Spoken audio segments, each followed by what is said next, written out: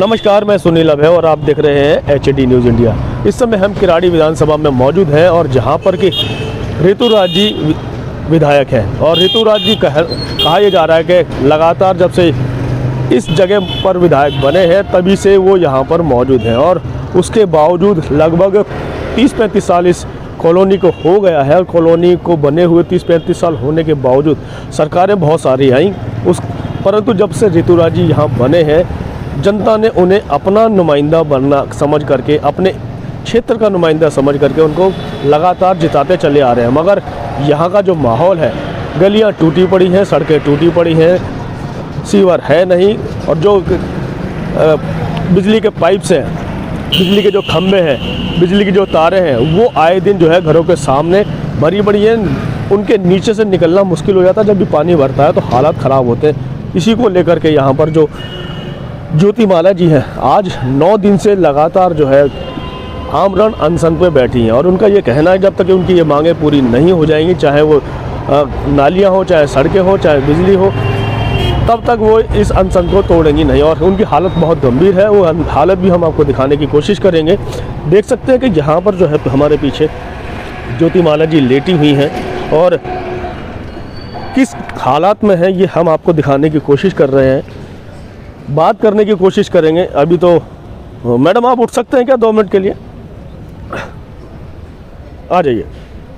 तो आप देख सकते हैं कि किस हालात में है और 9 दिन से, क्योंकि जो व्यक्ति अगर भूखा रहता है तो 9 दिन लगातार भूखा रहने के बाद में आपको समझ में आनी चाहिए कि क्या बात होती है। परंतु ऋतुराज जी की जब हम बात कर रहे हैं यहाँ पर इन लोग सभी लोगों का एक ही बात है, 9 दिन से उन्होंने ना तो उनका कोई नुमाइंदा आया ना वो खुद आए। देखने वाली बात है कि गौरतलब आखिर इंसानियत है तो है कहाँ, ये देखने वाली बात। हम बात करेंगे सीधे मैडम से। मैडम, ये जो आपकी समस्याएं हैं कब से हैं और क्या आप चाहते हैं? जी, इसमें ये यहाँ पे शीश महल कॉलोनी है। यहीं से आप अगर पीछे जाकर आप एक बार अगर अपना कैमरा लेकर जाएंगे तो आप देख पाएंगे कि यहाँ की स्थिति कैसी है। यहाँ पे तार जो बिजली के पोल हैं वो नीचे ऐसे लटक रहे हैं, पोल नीचे चले गए हैं, रोड कहीं नहीं है, नाली कहीं नहीं है, कोई जल निकासी नहीं है, कोई सीवर नहीं, मतलब कोई भी व्यवस्था नहीं है। पानी के पाइपलाइन 10 फीट नीचे चले गए हैं और लोगों की स्थिति एकदम दयनीय है। अभी घरों में तुरंत पानी भर जाता है। कई लोगों की करंट लगने से मौतें हो चुकी है। अच्छा, मौतें भी हो चुकी हैं यहाँ पर? हाँ, और अम्मा भी 1-2 आई थी जिनके पति का डेथ हो गया था या दूसरे जी। कई छोटे छोटे बच्चे पानी में गिर जाते हैं। एक तो अभी हॉस्पिटल में जूझ रहा है ज़िंदगी मौत की इसी वजह से। तो आप सोचिए, हम लोगों का ह्यूमन राइट है, यहाँ लोगों के वोट बने हुए हैं, सब लोग वोट डालते हैं। लगभग 6,500 इस कॉलोनी में रहते हैं और 3,500 से अधिक यहाँ के वोटर हैं। और यही शीश महल इनक्लेव है जहाँ से हमारे जो वर्तमान विधायक हैं 10 साल पहले यहीं आए थे मुंडका से जी। और यहीं के लोगों ने उनको शरण दिया था और उन्होंने कहा था कि इस कॉलोनी को मैं कभी नहीं भूलूंगा। परंतु सबसे ज़्यादा अगर दुर्दशा की गई तो उन्होंने इसी कॉलोनी के साथ करा और यहाँ से वो तो खुद रोहिणी में चले गए। और आपने कई बार इनकी शिकायतें भी की होंगी, क्या इस पर कोई सुनवाई होती है या नहीं होती है? बिल्कुल, यहाँ के लोगों ने भी, स्थानीय लोगों ने भी, RWA ने भी, सब ने शिकायतें करी जी। तो वो बाद में अब कहते हैं कि ये तो नक्शे में ही नहीं है, मतलब कॉलोनी ही नक्शे में नहीं है। हाँ। तो फिर वो जीते कैसे, ये भी तो सवाल बनता है। तो सवाल बनता है। असल में इसका जब बैकग्राउंड देखिएगा तो 2008 में दिल्ली सरकार के अंदर ही, जब तब शीला दीक्षित की सरकार थी जी, तो जितने भी यहाँ की अनऑथराइज्ड कॉलोनी थी उसको प्रोविजनल सर्टिफिकेट मिला था। यहाँ 106 कॉलोनियाँ हैं जी, लेकिन उन्होंने 3 कॉलोनी, मतलब फिर 2019 का जो दौर आया सितंबर महीने, तब तक ऋतुराज जी ही जीते थे 2015 से जी। तो उस समय DDA ने बहुत सारे नक्शे की सब मांगा, जो भी दिल्ली सरकार से था, तो उन्होंने सारे नक्शे की मैपिंग मांगी कि कहाँ का क्या है। तो यहाँ से उन्होंने विधायक ऋतुराज जी RWA को मानते ही नहीं हैं। अच्छा। वो कहते हैं कि मेरे लोग हैं वही देंगे। तो इस स्थिति में उनसे 3 कॉलोनी उन्होंने दिया ही नहीं डीडीए को नाम ही नहीं दिया कि जो पास हो मैपिंग, सके। हाँ मैपिंग के लिए मैपिंग उन्होंने दिया ही नहीं। और वो यहाँ तक कि 6 महीने तक उसके बाद डीडीए ने पोर्टल भी खोला जी कि शिकायतें जो दर्ज की जाती है आप जी। दीजिए। उसमें भी उन्होंने कोई भी ये शीश महल कॉलोनी जहाँ से वो निकले थे उसके बारे में कोई इंटरेस्ट नहीं दिखाई। यहाँ 3 कॉलोनी जो मीठा पानी है, एक अगर नगर में, एक करण विहार पार्ट 6 है, ये 3 कॉलोनियाँ मैपिंग में इन्होंने दिया ही नहीं। तो कहने का मतलब है कि इसके साथ सौतेला व्यवहार किया जा रहा है। हाँ, और ये तो यहाँ ऐसा- तक कि ऐसा करने का कोई कारण भी तो होगा, कोई रीजन होगा कि जहाँ से वो वोट पाकर के विधायक पार्षद बने उसके बाद उनको उसी कॉलोनी को नदारत कर रहे हैं, वो ऐसा क्यों? नहीं, आप किराड़ी की आप अवस्था देखिएगा तो सब जगह ऐसी ही स्थिति थी। अभी कुछ दिनों में थोड़ा बहुत कहीं कहीं रोड बनी है, जी लेकिन वहाँ भी स्थिति ऐसी है कि जैसे ही बारिश होती है पानी का निकास मुश्किल है। जी। परंतु यहाँ पे उन्होंने वो भी नहीं करा जो अच्छा। बेसिक करना होता था, जो बाकी जगहों पे थोड़ा बहुत किया है अभी, वो भी यहाँ पे नहीं किया गया। और हालांकि विधायक का फंड भी तो आता है 15 करोड़ हर साल, जी चाहे तो 2-3 करोड़ भी अगर यहाँ दे दिए जाए तो जिस कॉलोनी से वो निकले थे उस कॉलोनी का तो आराम से वो कर सकते थे। परंतु मैपिंग में ही नहीं है तो लगाएंगे कहाँ? बात ये आती है ना। लेकिन विधायक फंड तो कहीं भी लगाई जा सकती है। विधायक फंड के लिए ऐसा कोई डिस्टिक्शन नहीं है। मैपिंग में तो जो वो अब आप चाहते क्या है ये बताएं। हमारा यही चाहत है कि यहाँ के लोग वोट डालते हैं, जी यहाँ के लोग बिजली बिल भरते हैं, यहाँ के लोग टैक्स पे ही हैं, सब कुछ करते हैं। यहाँ पे सफाई भी नहीं होती। यहाँ तक कि एमसी यही बगल में आपका सड़कें बिजली नहीं है तो यहाँ सफाई पे कहाँ से होगी? बगल में राजेश लाला गुप्ता का घर, मतलब बस यहीं पे है, 2 कदम पे शीश जी। महल कॉलोनी के अंदर, मतलब बगल में ही है, जी उसी से लगे हैं। लेकिन उनका भी इसमें सौतेला व्यवहार है। उन्होंने जीतने से पहले कहा था इस कॉलोनी को कि आप लोग हमें वोट देना, हम तो यहीं के हैं, हम तो इस कॉलोनी में 2-2 सफाई कर्मचारी भी लगा देंगे, लेकिन वो भी नहीं किया उन्होंने। और यहाँ के लोगों ने ही, जो विधायक पिछले बार जो जीते हैं उसमें शीश महल कॉलोनी का ही योगदान है, वरना वो हार जाते पिछली ही बार। अच्छा, यही कि मैं इधर ही एरिया का खुला था मैपिंग, तो लास्ट में वो जीते थे। उसके बाद ही उसके बावजूद भी ये इस सौतेला स्थिति व्यवहार है। बिल्कुल। तो ये तो एक तरह से इस तरह से करना, और हमारा मकसद ये भी यही नहीं है कि किसी को मैं किसी का मैं आरोप प्रत्यारोप लगाना है। मेरा मकसद है कि इस कॉलोनी का विकास, आप मैपिंग हो ना हो उससे जनता को क्या मतलब बिल्कुल। प्रतिनिधि तो आपको चुनिए, आप इसको डीडीए से कराएं। आप बात पे करते हो कि 5 स्कूल मैंने डीडीए से ज़मीन छीन के ले आए।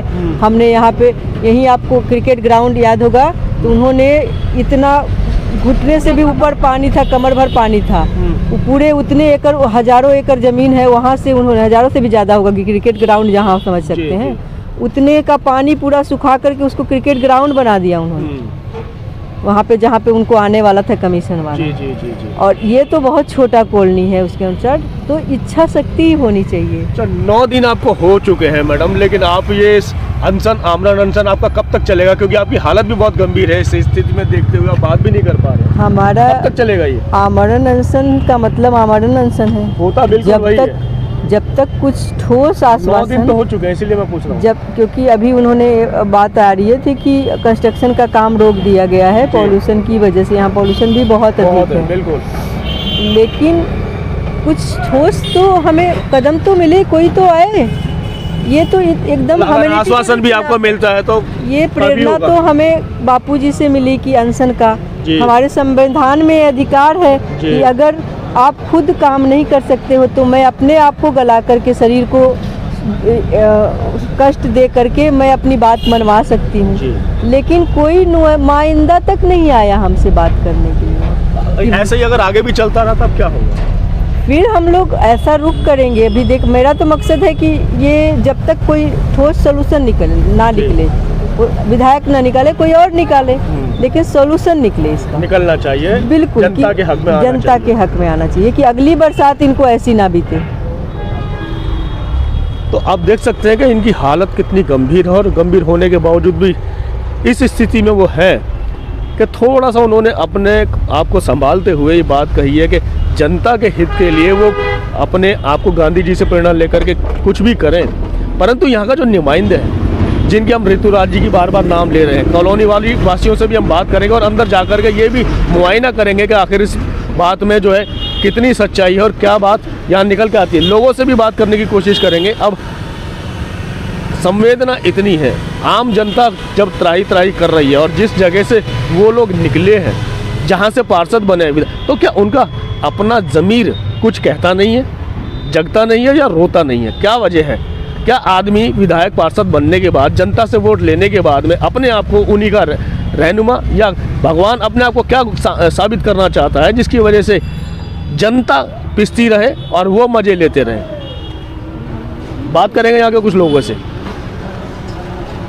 सर, अपना आप परिचय जरूर दे दीजिए हमें। जी, मेरा नाम एडवोकेट राजू तुल्ला है। मैं इस संगठन का कोऑर्डिनेटर हूँ जी, और शुरू से ही इस संगठन की सारी जो चीज़ें को मैं देख रहा हूँ और यहाँ के जो प्रशासन है उससे मैं बातचीत भी कर रहा हूँ। आपको बताना चाहूँगा कि शुरू के पहले दिन में 1 बजे रात को यहाँ पे सिक्योरिटी प्रोग्राम हो गया था। बहुत सारे कुछ लोग आ गए थे रात को 1 बजे। हाँ जी, पहले दिन तो मैंने कंसल्ट जो यहाँ के डीसीपी को एक लेटर लिखा, मिलने भी गया। उसके बाद से कंटिन्यू यहाँ पुलिस की सुरक्षा रात को दी जाती है। तो इस अनशन को तोड़ने के लिए कि बहन ज्योति माला जी अनशन ना करें, इसकी भी एक साजिश रची गई है। जिस तरीके से बात बार बार ऋतुराज जी की निकल के आ रही है, उन्होंने यहीं पे रहते हुए भी सौतेला व्यवहार जिस तरीके से किया, तो आप लोगों ने कभी भी उनके साथ कभी इस तरीके का बर्ताव किया होगा कि शायद वो इस वजह से अनदेखा कर रहे हैं? नहीं, हमने उनके साथ कभी ऐसा व्यवहार नहीं किया, क्योंकि मैं इस कॉलोनी में भी रहता हूँ और इसका निवासी हूँ शीश महल का।